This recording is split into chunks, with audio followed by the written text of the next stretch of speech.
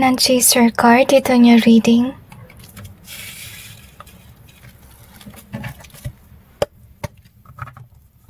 Sabi nila mag-cleanse na muna tayo, so just go ahead and cleanse.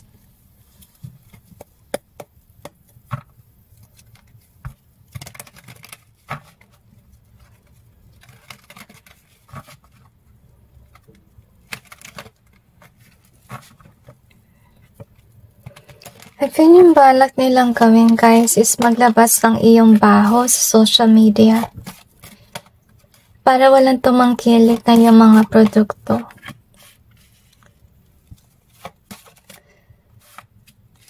Or kung ano man ang ginagawa mo sa ngayon. Pero I really feel here na yun nga, plano nila talagang wasakin yung iyong buhay, yung iyong reputasyon. Ngayon, i-clarify natin yung cards to gain more information. I feel na matagal na nila tong tinatago. Yung baho mo is what I sense. Naghanap na sila ng pagkakataon kung kailan nila ilalabas yung bagay na to. Pero I'm really sensing here na pinipigilan sila actually ni God na mag-post.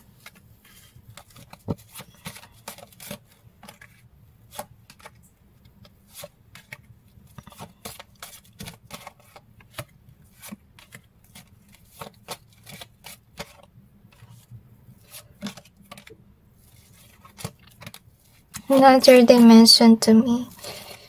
So, anyway, ito yung balak nilang gawin sa'yo, okay? So, behind the scenes, habang nag-work ka, may ginagawa silang kalokohan. So, doon tayo magpo-focus. Ngayon, we got a protection and stubbornness here. So, I'm sensing na yun nga, pinoprotektahan kayo ng Panginoon from this person. At saka, yung ginagawa rin ng Panginoon is actually, meron mga signs na binibigay sa haters mo. At sinasabi na wag niyang gawin yung mga bagay na yan. Pero yung problema is ayaw niya makinig sa sinasabi ng Panginoon sa kanya. So, I feel na baliktad, yun ang nasa sense ko. I'm not quite sure why. So, isa rin sa kanyang pinabalak is bigyan kanya ng sakit. Bila sumakit yung throat chakra ko dito, so I think na pinupuntirya niya yung iyong throat, okay? So, itong taon na to siguro minamanifest na magkaroon ng problema yung throat chakra mo so that you won't be able to do what you're doing. Kasi, as you can see here, baka yung work mo may kinalaman sa voice, okay? So, yun nga, minamanifest yan na magkaroon ka ng issue sa iyong throat, okay? Para mawala kung ano man ang pinagkakabalahan mo at maging stagnant ka with regards sa iyong career. Kasi sa ngayon, with the blessing and royalty here, ganito yung nangyayari sa iyo sa ngayon, na I feel like you're destined to be rich one day or popular even. Siguro kayo ay influencer, to be honest, or you could be using your voice para magkaroon ng pera. Kaya yung atake sa inyo is sa throat, okay? So mag-ingat kayo sa intake ng foods, to be honest. Anyway, next that we have is this one, kasi ito yung energy mo is go-getter ka sa ngayon. And I really feel na ito yung balak nilang gawin is controlling ka. Okay, I feel na pinapatrabaho ka rin nila, which means na may inassign sila na tao na kulamin ka. I think na talagang pinupuntirya yung kalusugan mo, lalong-lalo na sa throat, kasi yun yung naramdaman ko dito na energy, okay? So, anyway, I feel here as well with this one. So, I think that nag-i-wish talaga sila sa inyo na manakawan ka and so on. So, mag-ingat ka rin sa mga tao sa paligid kasi binabalak talaga nila na nakawin ka, kulamin ka, kontrolin yung buhay mo kasi ito nga yung nangyayari na paangat ka with regards sa yung career at saka di ka nila mapigilan sa pagiging achiever o kaya sa ginagawa mong work sa ngayon. So, speaking of curse, ito yung balak nilang gawin na kulamin ka. Okay? So, we got a connected being here. So, I think na meron silang kakilala mo na they are working behind the scenes, to be honest. So, malungkot na sense ko dito na kamag-anak nyo or kaaway nyo yung parte ng kanilang grupo. At, ayun nga, dahil nga may connection. So, malungkot guys kung actually I feel na kapitbahay yung iba sa kanila. So, iba siguro din sa kanila ay kamag-anak nyo. Yung malungkot dito, syempre, kung nasa bahay, baka makita ng mga gamit nyo, diba? At gamitin yan pang kulam sa inyo.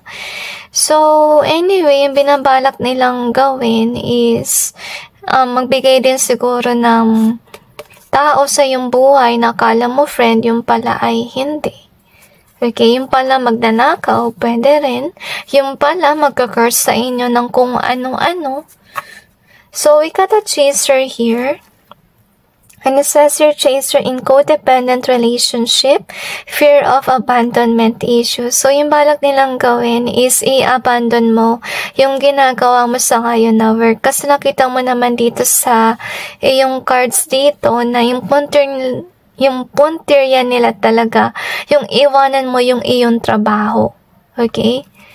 Tapos, gusto ka nila mapag-iwanan with regards sa career. Ayaw ka nila may na-achieve. So, talaga nasa-sense ko talaga dito yung sa throat na energy. Talagang pinupuntriya nila yon at saka balak nila talagang kulamin yung iyong throat at bigyan ka rin ng sakit.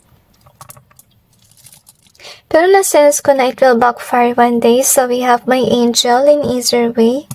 We also have the here in easier way too. We also have this one in reverse, okay? So, nangyari dito guys, nagpadala yung Panginoon ng anghel sa kanila. At sinabihan sila na wag nilang gagawin itong bagay sa'yo. Pero yung masaklap dito guys, hindi sila nakinig.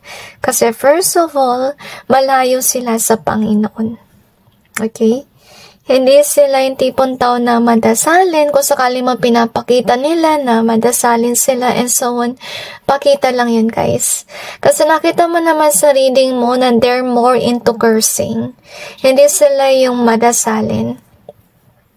Next that we have is this abuse in reverse. We also have the dream in reverse. And we also got do your best in reverse. Okay?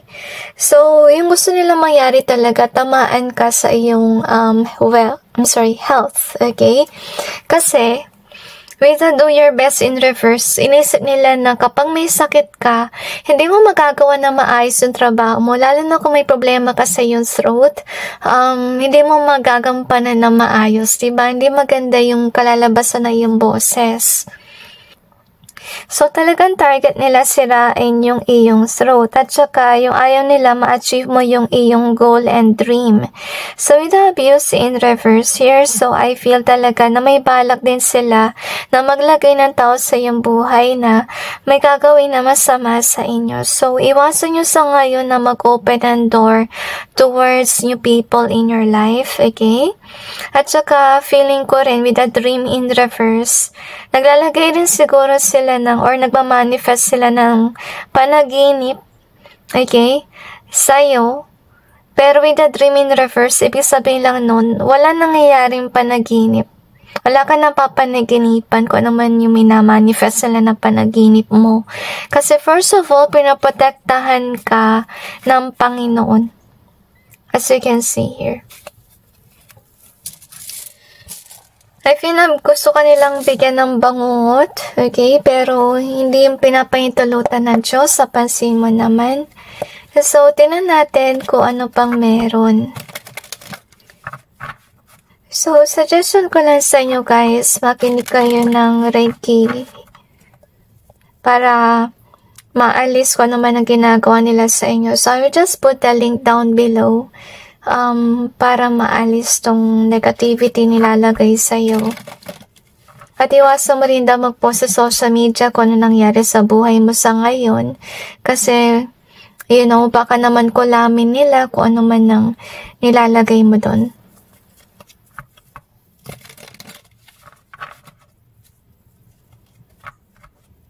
At yun na gusto mo ng karma reading.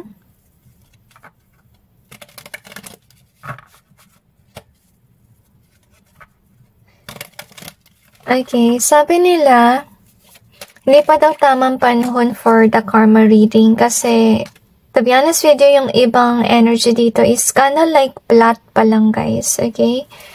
Anyway, kung di pa kasi siya nagagawa in reality, paano magkakaroon ng karma, diba? So, karma is for nangyari na. So, tinan natin kung ano yung binabalak nilang gawin. So, balak nilang gawin is magkalat ng chismis about you. At saka, gusto rin nila mangyari na mawalan ka ng pera, mawalan ka ng trabaho, magkaroon ka ng financial struggle or issue. So, with the moon in reverse at saka ito, so gusto talaga nila maging distorted yung iyong buhay. Kung may lover ka man, ayaw ka nila maging lover, gusto ka nila maging single. At saka, with this one, I feel na yung ginagawa nila most likely sa energy na to, feeling ko ito ay kinda like an ill wish. Okay, yung ginagawa nila dito na sana, wala kang karelasyon, sana maging distorted yung buhay mo, ito yung wini-wish nila. But yet with the with the King of Swords being here, I kinda like feel like God is definitely protecting you from whatever ill-wishings that they're doing. So meaning lang nun, guys, hindi itong matalab si ill-wish nila against you. Kasi si God, pinipigilan niya yun. As you can see here. So, I really sense so gusto nyo talaga ng karma, okay? Kasi maybe yung ibang parte. Pero tingnan natin kung may karma reading in case na nangyari na yung iba dito na plot. So, it will just resonate if it happened already, okay? So, let's see.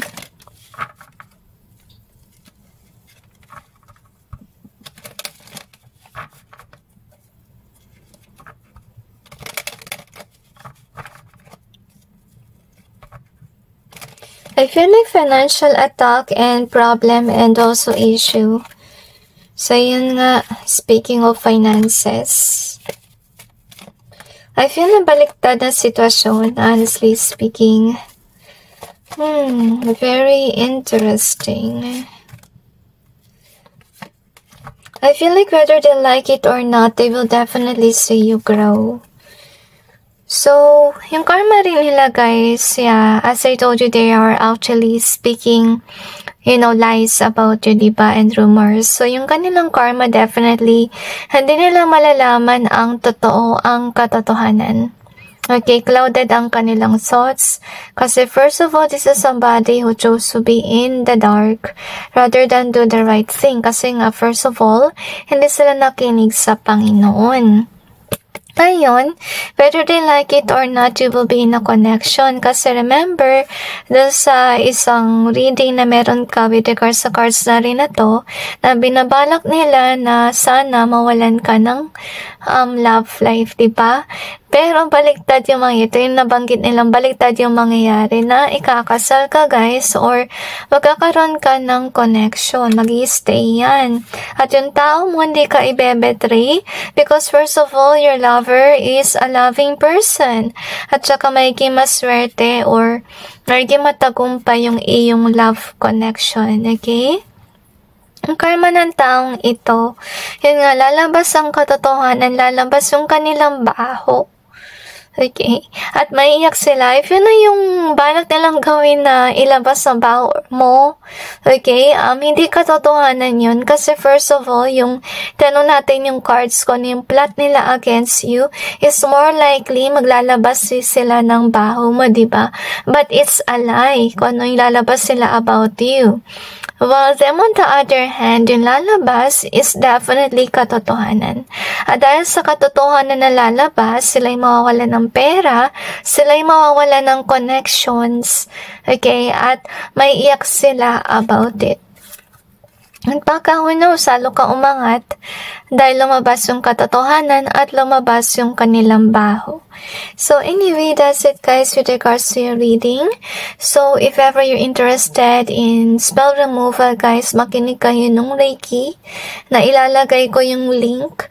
Ito yung makakatulong para maalis kung ano man ang curse na nilalagay sa inyo, tsaka yung bandage, kung ano man yan, na nilagay para hindi kayo umangat. So, anyway, suggestion ko lang, maganda siyang pakinggan pag matutulog kasi may ganito yung effect niya pang patulog, okay? So, yun ang suggestion ko, guys. Para, mawala yung kung ano man ang nilalagay nila sa'yo. So, anyway, also, suggestion ko rin, guys, maligo kayo with salt and water and pray kay God na rin na maalis lahat ang nilagay sa'yo. So, anyway, that's it, guys, and God bless all of you.